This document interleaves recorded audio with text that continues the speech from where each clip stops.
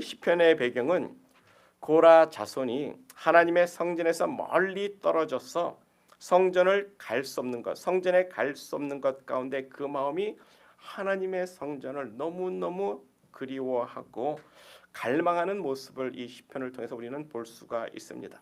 특별히 본문 9절에서 기름 부으신 왕의 얼굴을 살펴봐 달라고 왕을 위해서 특별한 간구를 하고 있는 것으로 봐서 유다 민족의 왕이 유다의 왕이 큰 공경에 처해져 있는 것을 우리가 생각해 볼 수가 있어요.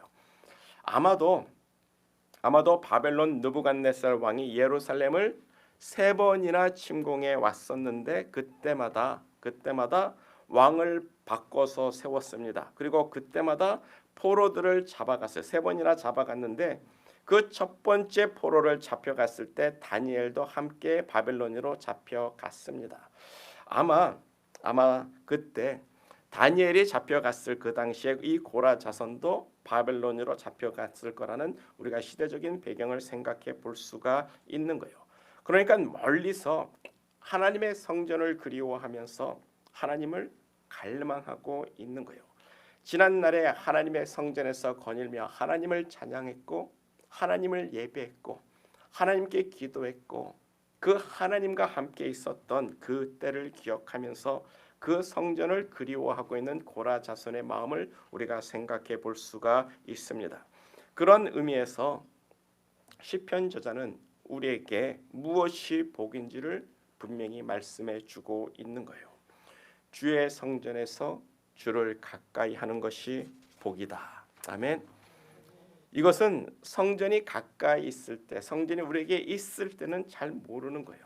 원래 있던 것이 없으면 그때 그것이 그립고 보고 싶게 되는 거죠. 고라 자손이 멀리 떠나 포로에 있어서 그 하나님의 성전에 가까이 할 수 없는 것으로 인하여서 참 무엇이 복된 것, 정말 하나님을 찬양하고 그 성전에서 하나님께 예배했던 것이 참 복이라는 것을 깨달아 하나님께 돌아가고 싶은 간절한 마음을 이 시편으로 기도로 하나님께 올려드리고 있는 거예요. 예를 들어서 처음부터 자기 집이 있던 사람은요, 그 집이 얼마나 귀하고 감사한 건지 잘 모릅니다. 근데 막상 그 집을 잃어버렸고 그 집이 없어지면 그 집이 얼마나 귀하고 좋으며 아름다운지를 깨닫게 되는 것처럼 하나님의 성전에 있어 그 성전에서 기쁨을 누리는 것이 얼마나 큰 복인지를 우리들에게 말씀해주고 일깨워주는 말씀이 되고 있습니다. 그래서 첫 번째로 주의 집에 거하는 자가 복이 있나이다. 본문 4절입니다. 주의 집에 거하는 자가 복이 있나이다. 저희가 항상 주를 찬송하리이다. 주의 집에 거하는 자가 복이 있다. 아멘. 주의 집, 하나님의 성전을 의미하고 있어요. 이 성전을 가리켜 주의 장막이라고 이 표현을 했고 하나님의 궁정이라고 표현을 했고 주의 제단이라고 기타 등등 여러 가지 어휘를 동원해서 하나님의 성전을 고라 자손이 이야기하고 있는데 그만큼 하나님의 성전에 대한 그리움이 너무너무 크다는 것을 이야기하고 있는 거예요. 본문 3절에 보면 오죽하면은 하나님의 성전에 집을 짓고 있는 그 제비와 참새를 부러워하고 있겠는가. 이 고라 자손은 그 하나님의 성전에 대한 아주 그리움이 너무나도 크고 있습니다. 그래서 지금 그 사모하는 성전에 가고 싶어도 갈 수 없는 처지가 되어버린 자신의 모습을 보면서 그 성전에 거하는 자가 복이 있다고 하는데 아마도 우리는 그 의미를 조금은 알 수 있지 않을까 그런 생각을 가져보게 되는 거죠. 우리가 성전 없이 예배 터전 없이 우리가 학교를 빌려서 13년을 예배를 드렸습니다. 그때 매일같이 짐을 싸들고 다니면서 예배를 드렸고 주일날 4시간 예배를 드리면 그 다음엔 모일 장소가 없어서 저희가 전전긍긍했던 것 여러분 기억하실 거예요. 지금 얼마나 좋습니까? 비록 작고 초라하지만 우리가 모이고 싶으면 모여서 기도할 수 있고 찬양하고 싶으면 모여서 찬양할 수 있는 이 교회가 있다는 것이 참으로 큰 즐거움이 되고 있는데 참 아쉬운 것이 많은 분들이 이 교회를 사용하지 않고 있다는 것이 참 아쉽습니다. 주일 하루만 아니라 금요일 날도 나오고 새벽도 나오고 함께 나와서 모여 기도할 수 있는 은혜가 우리 가운데 있기를 간절히 축복합니다. 성전에 거하는 자가, 성전에서 하나님을 찬양하는 자가 복이 있도다. 그런데 성전이 뭐가 특별해서 성전에 거하는 자가 복이 있을까? 그런 생각을 가져보게 되는 거죠. 제가 이번에 캐나다 몬트리올에 가서 노틀담 성전을 방문했습니다. 아름답고 멋있다고 해가지고 돈을 내고 제가 처음으로 교회를 돈 주고 들어가 봤어요. 입장료를 내고 들어가 봤는데 저에게는 뭐라고 할까요? 별로였어요. 온갖 여러 가지 장식으로 데코레이션 돼 있고 너무나도 예술품들이 참 많습니다. 너무나도 잘 그려진 큰 그림도 너무나도 많습니다. 정면에 있는 모든 유리에 성화가 그려져 있는 것을 보면서 참 뭐랄까요? 예술품 같다라고 생각이 들지만 저에게는 별로였어요. 그곳에 있고 싶지도 않았습니다. 어두컴컴하게 조명을 하고 그 온 조명으로 이 그림을 비치고 조각상을 붙이고 어떤 이런 사람의 모양된 조각상들을 다 비치고 있는데 이것이 어떤 예술품이라면은 그냥 예술품으로 감상을 할 수 있겠는데 이것이 교회라는 생각에서는 도저히 마음에 들지가 않았어요. 사람들은 그런 것을 보며 참 아름다운 성당이라고 돈까지 줘가면서 보는데 저는 그 조명을 어둠컴컴하게 하고 수많은 조각상들을 비추고 있는 그 모습에 별로였습니다. 오래 있고 싶지 않아서 그냥 걸어 나왔어요. 하나님은 10계명에서 제2계명에서 분명히 말씀하시기를 너는 너를 위하여 새긴 우상을 만들지 말고 또 위로 하늘에 있는 것이나 아래로 땅에 있는 것이나 땅 아래 물속에 있는 것에 아무 형상이든지 만들지 말며 그것들에게 절하지 말며 그것들을 섬기지 말라고 이 제2계명에 분명히 말씀해 주셨는데 온갖 조각상 12명의 제자들의 상을 다 만들어 놓고 조명으로 비추고 있는 그 모습을 보면서 이것들이 다 섬기는 우상들 아닌가 그런 생각을 가졌어요. 그래서 사진 몇 장 찍고 그곳에서는 기도도 할 수 없어서 저는 그냥 앉아보지도 않고 나왔는데 저는 우리 교회에 저곳에 십자가를 걸려고 마음을 하고 있어요. 딱 문을 열고 들어오면서 딱 십자가가 붙여 있는 것을 보고 싶어서 저 자리를 십자가를 걸어 놓으려고 생각을 하고 있는데 아직도 내 마음에 갈등이 있는 것이 문 열고 들어오면서 십자가 보면서 십자가에다 인사하고 돌아오는 우리 성도들은 있지 않을까. 괜히 저 앞에서 기도하는 사람들은 있지 않을까. 그것이 내 마음에 갈등이 돼서 아직까지 걸어놓지를 못하고 있습니다. 하나님의 성전은 하나님이 만들라고만 한 그것만 있으면 되는 거예요. 그것들 외에는 전부 필요가 없습니다. 오늘 본문 1절에서 말씀하기를 여호와여 주의 장막이 어찌 그리 사랑스러운지요 라고 시편 저자가 감탄을 하는데 여러분 그 장막이 그 텐트가 사랑스러우면 얼마나 사랑스럽겠습니까? 여러분들이 저기 펜실베니아 랭캐스터를 가면요 하나님의 장막을 실제와 똑같이 만든 장막이 있습니다. 그것에 들어가 보면요 왼쪽에 촛대가 있고 오른쪽에 떡상이 있어요. 그리고 그 가운데 앞에 제단이 있습니다. 그거 세 개 말고는 아무것도 없어요. 아주 심플합니다. 하나님은 그거 외에 더 이상 필요가 없기 때문에 딱 필요한 촛대와 떡상과 제단만 딱 놓고는 아무것도 만들지 않았어요. 그게 전부 다입니다. 가죽으로 만든 텐트 안에 그게 전부라는 거예요. 뭐가 사랑스럽겠습니까? 또 그 성소의 절반을 큰 휘장으로 가려가지고 지성소라고 만들었는데 그 지성소 안에도 딱 의자 하나밖에 없습니다. 언약궤라고 하는 그 언약궤에다가 거기다가 천사를 갖다 날개를 덮어서 하나님의 보좌라고 하는 언약궤 은혜의 보좌가 딱 있어요. 그거 말고는 없습니다. 하나님을 상징하는 그 어떤 것도 하나님의 성전에는 아무것도 없고요. 그 지성소라는 곳도 온리 대제사장만 하이프리스트만 1년에 한 번 딱 들어가서 피를 뿌리면서 우리 이스라엘의 백성의 죄를 용서하여 주시옵소서라고 기도하는 곳입니다. 그러니까 고라 자손은 그곳에 들어가 본 적도 없고 평생 본 적도 없다라는 거예요. 그 장막이 그 텐트가 뭐 사랑스러울까 그런 생각을 가져봅니다. 그 성소도 하나님을 상징하는 그 어떤 것도 없습니다. 데코레이션도 없습니다. 장식도 없습니다. 언약궤로 만든 빈 의자가 지성소 안에 있을 뿐이에요. 하나님은 어떤 것으로든 형상화하는 것을 금하셨고 꼭 필요한 그것들만 허락하셨어요. 왜냐하면 그런 조각상을 만들고 성상을 만들고 하나님을 나타내도록 이렇게 만드는 것들은 전부 다 우상이 되기 때문에 그 성전이 절대로 우리가 사랑스러울 거란 아름다움이란 찾아보기가 참 힘든 장막이 되고 있는 겁니다. 아마도 피냄새, 쩔인 피냄새가 나지 않을까. 그런 하나님의 장막이 과연 왜 사랑스럽다라고 이야기할까? 왜일까요? 그곳에 하나님이 계시고 그 하나님이 임재하는 장소이기 때문에 아름다운 줄 믿습니다. 그 성소가 아니라 그 하나님이 미치도록 그리운 거예요. 고라 자손은 그 하나님이 너무너무 그리운 겁니다. 그 하나님을 갈망하고 있는 거예요. 왜냐하면 자기들이 하나님 앞에 버림을 받고 징계를 받고 포로로 잡혀와서 성전에서 멀리 떨어져 있는 그 삶의 모습 속에서 하나님을 다시 찾고 부르짖는 겁니다. 하나님 우리를 용서하여 주시옵소서. 다시 하나님 안에서 품 안에서 다시 예루살렘에서 하나님의 성전에서 예배를 드릴 수 있도록 나를 불러달라고 그 하나님을 간절히 찾고 있는 이런 고라 자손의 마음을 우리는 이 성경을 통해서 볼 수 있어야 되는 거예요. 그래서 본문 2절에서 말하기를 내 영혼이 여호와의 궁정을 사모하여 새약함이 내 마음과 육체가 생존하시는 하나님께 부르짖나이다.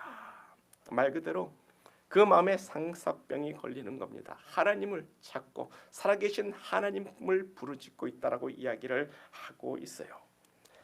자기의 삶이 정말 포로 가운데 절망스러워도 절대로 하나님을 찾는 것을 포기할 수 없는 고라의 마음을 우리가 살펴볼 수 있기를 소망합니다.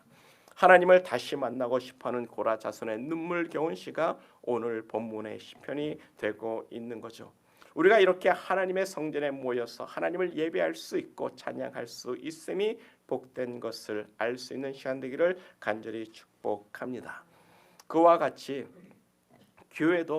교회가 사랑스러운 이유는 교회 건물이 아닙니다. 데코레이션이 아니에요. 이쁘게 페인트 칠해진 것, 아름다운 조명이 있는 것 그것이 아닙니다. 금은 보화로 꾸며지고 미켈란젤로의 그림으로 이 천장을 다 도배를 했어도 이렇게 하나님을 사모하는 마음이 없다면 그 성전은 의미가 없는 성전이고 의미가 없는 교회가 되는 거죠. 그래서 신약에 와서는요, 이 성전의 의미도 완전히 달라졌습니다. 예수님께서 십자가에 못 박혀 죽으실 때 하나님의 성전에 있었던 그 지성소와 성소를 막는 두꺼운 휘장이 있었는데 그것이 위에서부터 아래까지 쫙 찢어졌다고 이야기를 하고 있는 거예요. 왜냐하면 우리를 위해서 예수님이 거룩한 보혈로 우리를 대속의 피를 흘려주셨는데 더 이상 송아지 피가 필요 없기 때문에 그 성전을 하나님께서 오픈시켜 버린 거예요. 그리고 2000년 동안 그 성전은 이 땅에 존재하지 않았습니다. 그리고 지금 이스라엘은 이 하나님의 성전을 다시 짓겠다라고 이야기를 하는데 이 성전이 세워지지만 우리하고는 상관이 없는 성전이 되는 거예요. 그것은 적그리스도가 이 땅에 나타나는 상징적인 성전이 될 것이고 그 성전이 세워지고 적그리스도가 나타남으로 인해서 이 땅의 마지막 하나님이 심판하시는 3년 반, 7년 반 중에 3년 반의 시대가 시작이 되는 것을 우리는 볼 수가 있습니다. 그래서 신약의 성전이 되는 교회는 피 뿌리는 죄단이 없어요. 예수님께서 피 뿌림으로 우리를 대속하셨기 때문에 우리에게는 더 이상 피 뿌림의 죄 용서가 없습니다. 예수의 보혈로 우리는 과거와 현재와 미래의 죄가 다 용서되어졌습니다. 방에 조그만 방이라도 두세 사람이 예수의 이름으로 모이면 그것이 곧 교회가 되는 거예요. 이런 강대상 예배를 위한 가구일 뿐이지 우리가 이 강대상에 어떤 의미를 둘 이유도 하나도 없습니다. 우리가 싫으면 딴 걸로 갖다 버리고 이것도 싫으면 쓰레기통에 던져버리는 그런 가구에 지나지 않은 거예요. 왜냐하면 우리는 하나님이 우리 안에 계시기 때문에 우리 스스로가 교회고 우리가 성전이 되고 있는 거예요.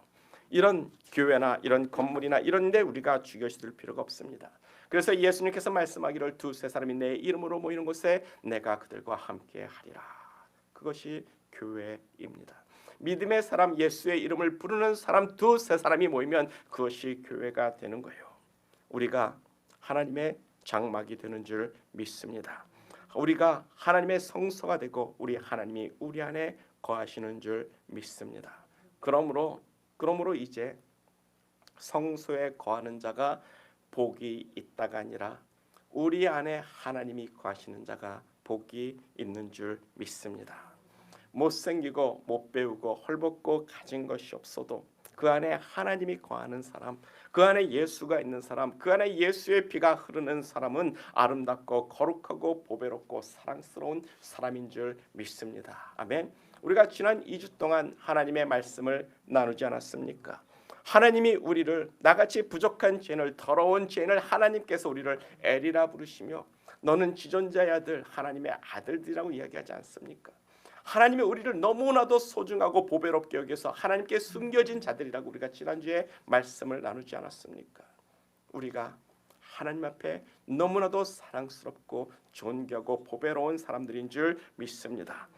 그런 의미에서 우리 안에 거하신 하나님을 고라 자손처럼 갈망하고 사모하는 저와 우리 모두가 되기를 간절히 축복합니다. 우리가 예수 믿는다고 하면서 우리 안에 예수가 없다면, 우리가 예수를 믿는다고 하면서 우리 안에 예수가 없다면 아마 우리가 이 세상에서 가장 불쌍하고 불행한 사람들이 되는 줄 믿습니다. 그래서 두 번째로 생각해 볼 복이란 본문 5절 주께 힘을 얻고 시온의 대로가 있는 자는 복이 있도다.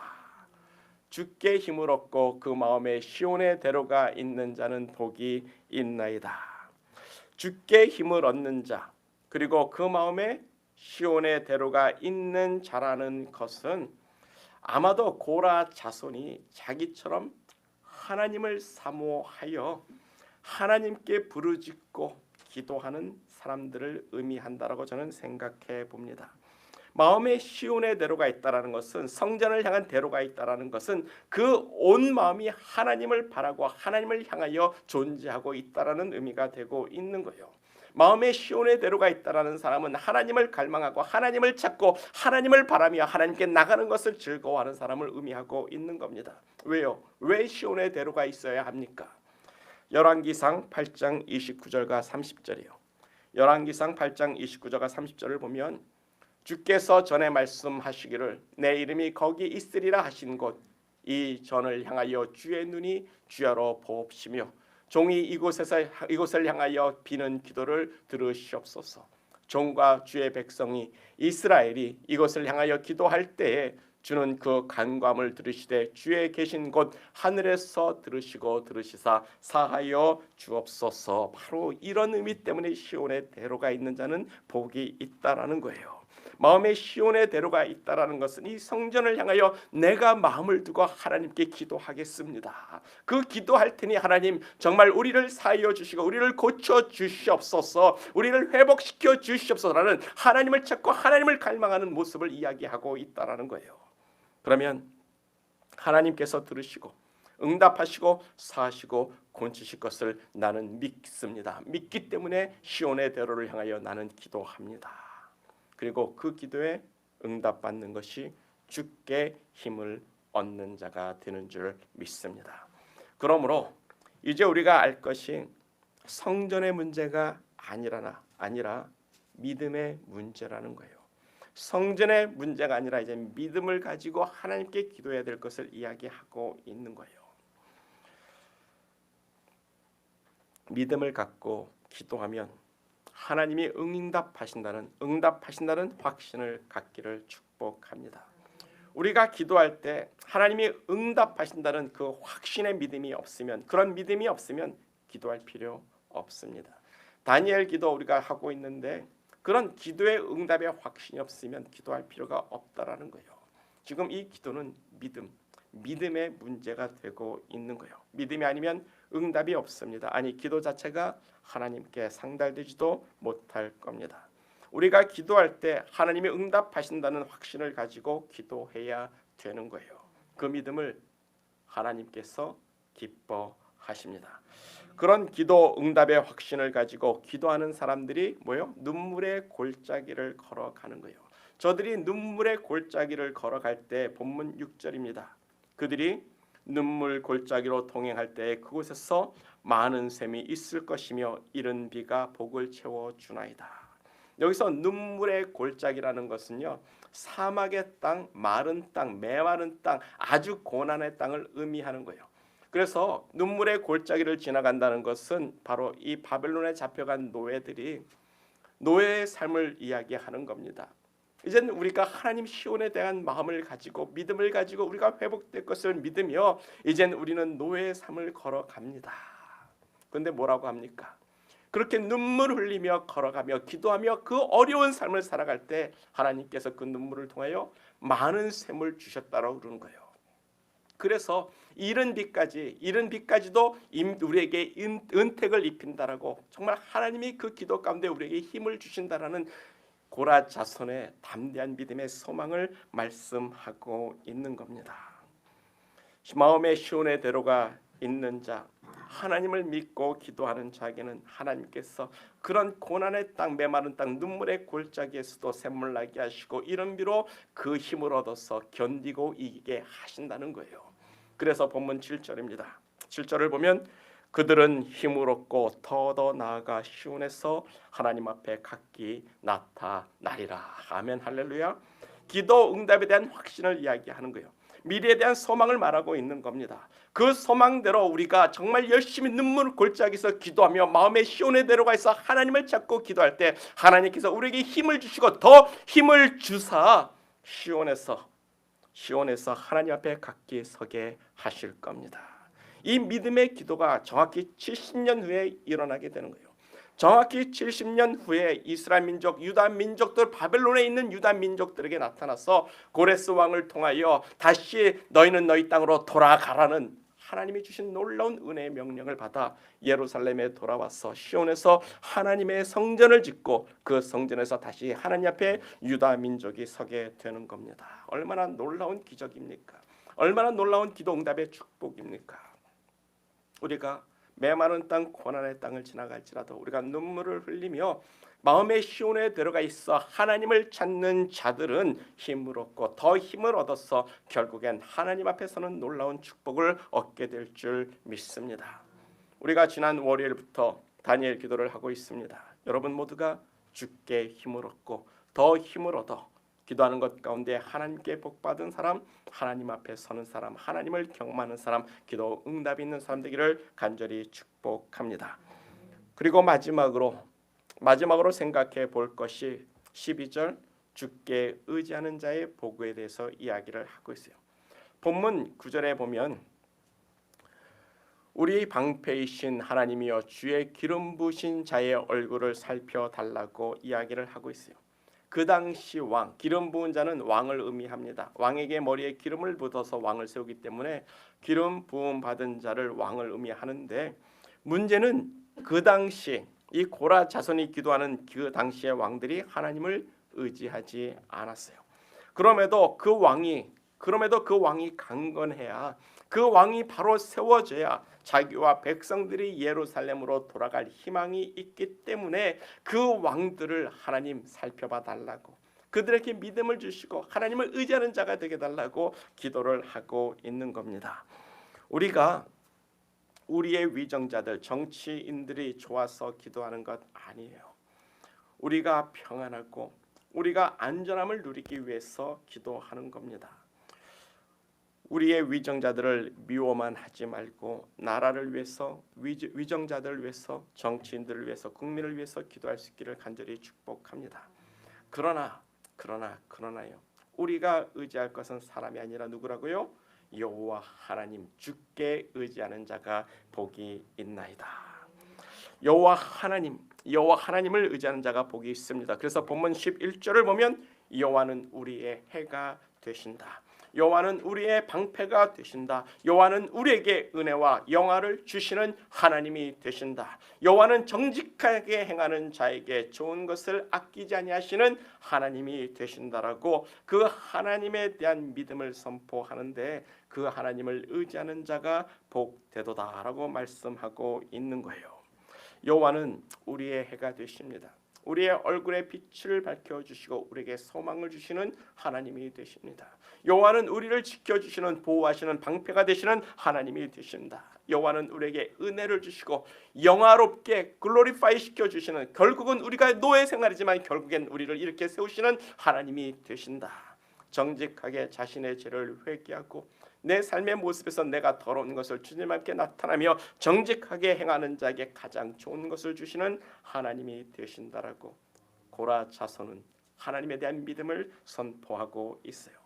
그러나 이스라엘 왕과 유대 왕들은 그런 전능한 방패이신 하나님 여호와를 의지하지 않았습니다. 도리어 버렸습니다. 그래서 나라가 망하는 건데, 민족이 바벨론에 잡혀가서 고라 자손이 악인의 장막에 거하게 된다라고 이야기를 하고 있어요.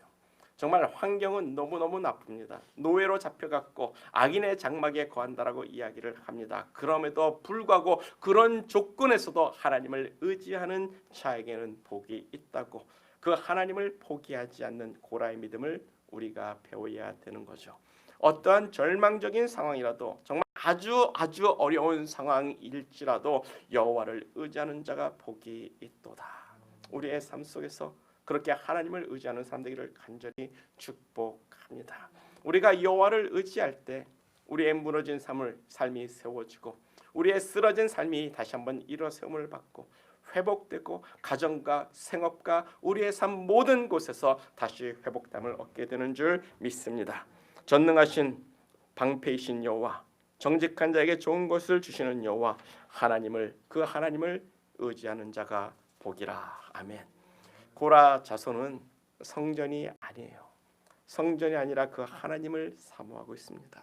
그 하나님을 갈망하고 있습니다. 우리도 주의 전을 사모하여 주의 집에 거하기를 즐거워할 수 있기를 원합니다. 시온에 데려가 있어 주께 힘을 얻고 기도하는 사람 되기를 간절히 소망합니다.